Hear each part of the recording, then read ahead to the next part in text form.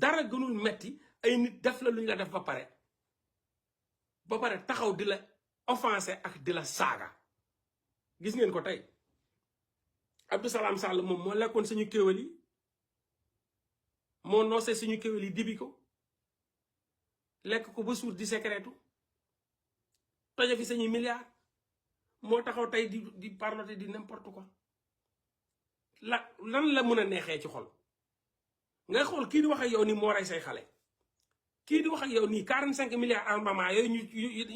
ñu defoon ñu tuuri woon pale kii moo signé woon contrat bi kii di wax ak yow nii ñoo lekk suñu moo kéwél suñu moo dibi suñu kéwél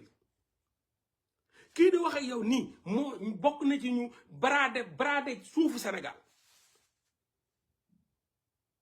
kii di wax ak yow nii situation yi nga nekk nii mu la ko bëgg a teg moom moo ko fa bàyyi wëlbatiku di la jéem a jaay rëy làmmiñ nga xam ni ñi dañoo baax mais kooku xol boo am na benn xol booy am tem nga rey waa ji quoi parce que da nga xam ne yow yaa ngi di dëj kii rey sa baay rey sa yaay ñëw sa biir dëj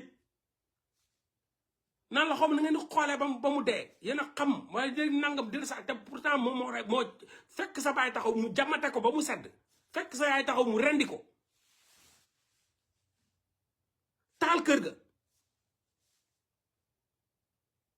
ngay fay lakk gi di xool noo ko fayee ak nooy suulee say néew mu ñëw foofu di la saaga di saaga la mémoire de ces gens là xam nga ni tey ji nit il faut nga mun a muñ dëgg pour mun a toog sax di accepter loolu moo tax boo leen ko tontu sax non da nga rage bi ngay am da nga naan mais nañ leen bàyyi ak justice bi waaw